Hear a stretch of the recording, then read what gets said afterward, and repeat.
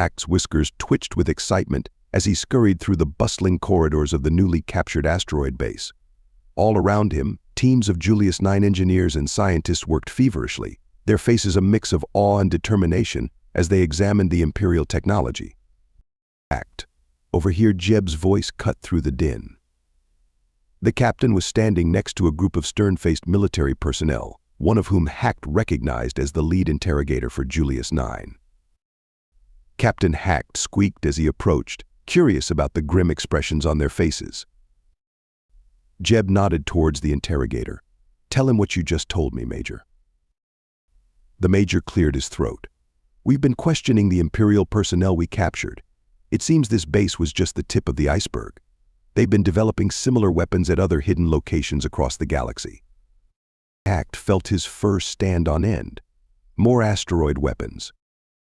"Not necessarily," the Major replied, "but equally destructive, if not more so. The Empire's been pouring resources into superweapon research for years, apparently." As this sank in, a nearby scientist called out excitedly, "Captain Sheets, we've made a breakthrough in decrypting their main database." They rushed over to the scientist's station, where holographic displays showed complex schematics and data streams. "It's incredible," the scientist breathed, her eyes wide with a mixture of horror and fascination. "The power source for this asteroid's propulsion system. It's like nothing we've ever seen before. If we can reverse engineer this technology, it could revolutionize our own fleet." Jeb's face hardened with resolve. "Then that's exactly what we're going to do. Hacked, I want you to work with the science team. Your experience with the asteroid systems during our takeover could be invaluable." Hack straightened up, feeling a surge of pride at being entrusted with such an important task. "Aye, Captain. I'll do my best." As Hacked immersed himself in the work, poring over Imperial schematics and helping to translate the alien technology into something the Julius 9 experts could understand, he couldn't help but feel a sense of urgency. They were in a race against time. The Empire might be on the back foot for now, but who knew how long that would last? Every piece of technology they could adapt, every secret they could uncover, might mean the difference between victory and annihilation in the battles to come. The newly captured asteroid hung in orbit around Julius 9, a testament to their recent victory. But as Hacked worked tirelessly alongside the planet's brightest minds, he knew that this was just the beginning. Days blurred into nights as the transformation of the asteroid base continued at a feverish pace. Hacked found himself at the center of a whirlwind of activity, his unique experience with both racing technology and the asteroid systems making him an invaluable liaison between the various teams working on the project. "Careful with that power coupling," Hacked called out, his keen eyes spotting a potential issue as a group of engineers worked to remove a large piece of Imperial tech. It's connected to a secondary system that could overload if disconnected improperly. The lead engineer nodded gratefully. "Good catch, Hacked. All right, team, let's approach this from a different angle." As they worked, Killian approached, his gruff features set in an impressed smirk. "Never thought I'd see the day when our little navigator would be bossing around a bunch of eggheads." Hack's whiskers twitched with a mixture of embarrassment and pride. "Just trying to help, Killian. This Imperial tech is tricky stuff." "That it is," Killian agreed, his expression turning serious. "Which is why we need to be extra careful about what we keep and what we replace. Can't have any nasty surprises left behind by our Imperial friends." As if on cue, an alarm blared from a nearby section. Hacked and Killian rushed over to find a team of engineers frantically working to contain what appeared to be a localized energy surge. "What happened?" Hacked squeaked, his fur standing on end. The lead engineer, sweat beading on her forehead, explained quickly. "We were attempting to integrate one of our power cells with the existing Imperial energy grid. Something in their system reacted, violently." Killian's eyes narrowed. "Booby trap." "Possible," the engineer nodded. "Or just incompatible tech. Either way, it's clear we need to be even more cautious." As they worked to stabilize the situation, Jeb's voice came over the comm system. "Status report. What's going on up there?" Hacked quickly filled him in on the situation.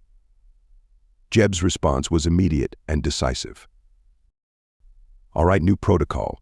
We strip out every last piece of Imperial tech. I don't care how useful it might seem, it's not worth the risk.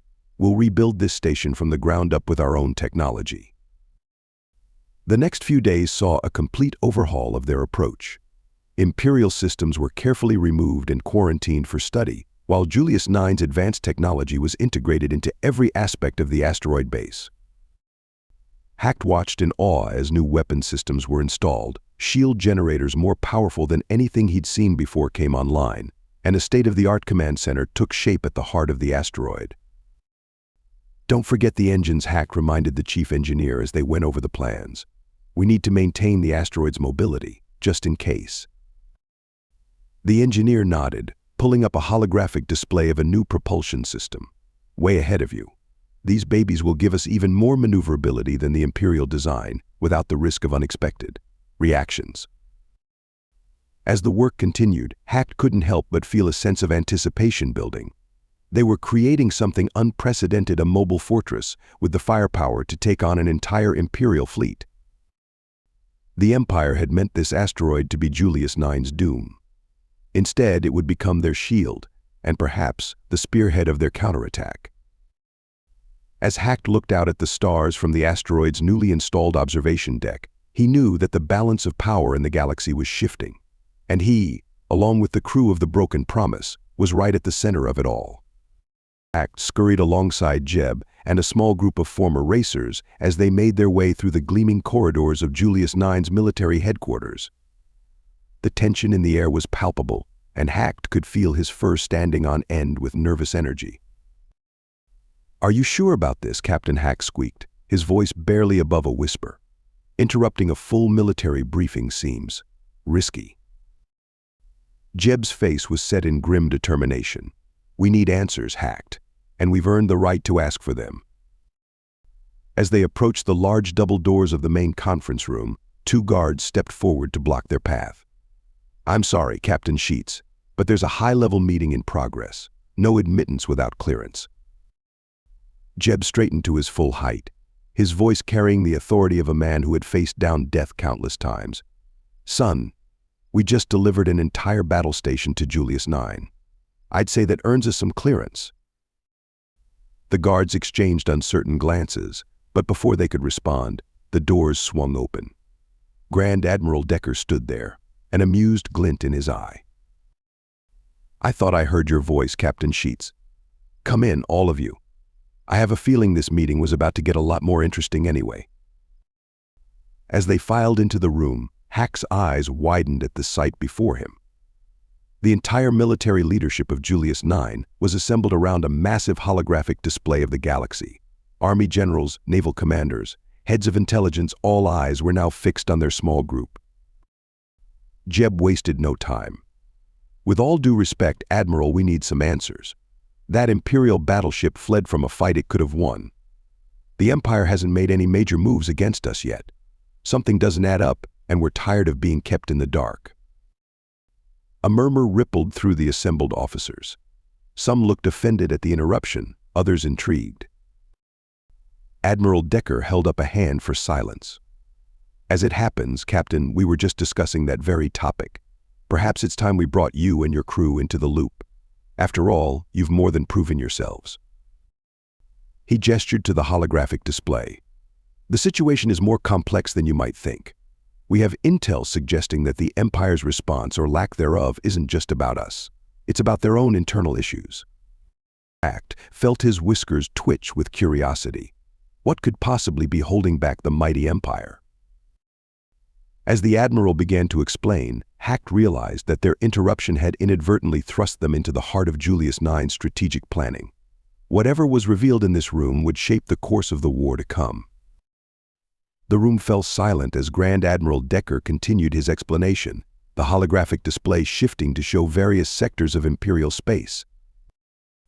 "The truth is," Decker began, his voice grave, "the Empire hasn't been in a real war since their conflict with us decades ago. The war in which you served, Captain Sheets." Jeb nodded, his eyes distant with memory. "I remember, sir. It was brutal, but localized. The Empire never committed their full forces against us." Exactly, Decker continued. They treated it as a colonial uprising, not a full-scale war. Since then, they've only dealt with small insurgencies and uprisings, nothing like what we're doing now. A general from the Army contingent spoke up. Their entire military apparatus has grown complacent. Most of their current forces have never seen actual combat, unlike our veterans. Jack's ears perked up, his mind racing with the implications. So when we struck back, when we took that asteroid, we caught them completely off guard, Decker finished. Their leadership is paralyzed, unsure how to respond to a threat of this magnitude. They're not prepared for a war on this scale. Jeb's eyes lit up with a fierce determination. Then we should strike now, while they're off balance. Push our advantage before they can regroup, just like we did in the Battle of Sarex Prime. His words sparked an immediate reaction. The room erupted into debate, with various factions arguing for different courses of action. We don't have the ground forces for a full invasion, the Army general protested. We're not fighting a localized conflict this time. But our fleet has the technological edge, a naval commander countered. We could cripple their military infrastructure before they even know what hit them. As the arguments grew more heated, Hack noticed the Grand Admiral watching the proceedings with a wry smile. Something amusing, Sir Hack squeaked, curiosity overcoming his usual reticence. Decker chuckled softly, just appreciating the irony. Hacked. I've been arguing for immediate action for days, reminiscent of our strategies in the last war. Sometimes it takes an outsider's perspective to shake things up. The debate raged on, with Jeb passionately advocating for an aggressive strategy while others urged caution. Hack found himself torn, seeing the merit in both approaches. As the volume in the room rose, Killian, who had been uncharacteristically quiet, suddenly cleared his throat. The gruff weapons officer rarely spoke up in such settings, so the room quickly fell silent, all eyes turning to him. If I may, Killian began, his voice rough but confident, I think I might have a solution that could satisfy both sides of this argument. Something that takes lessons from both our past conflict and Earth's history. All eyes in the room turned to Killian, the gruff weapons officer standing tall under the scrutiny of Julius IX's military leadership. Back on Earth, Killian began, his voice gravelly but clear. There was a conflict called World War II. One of the strategies used in the Pacific theater was something called island hopping.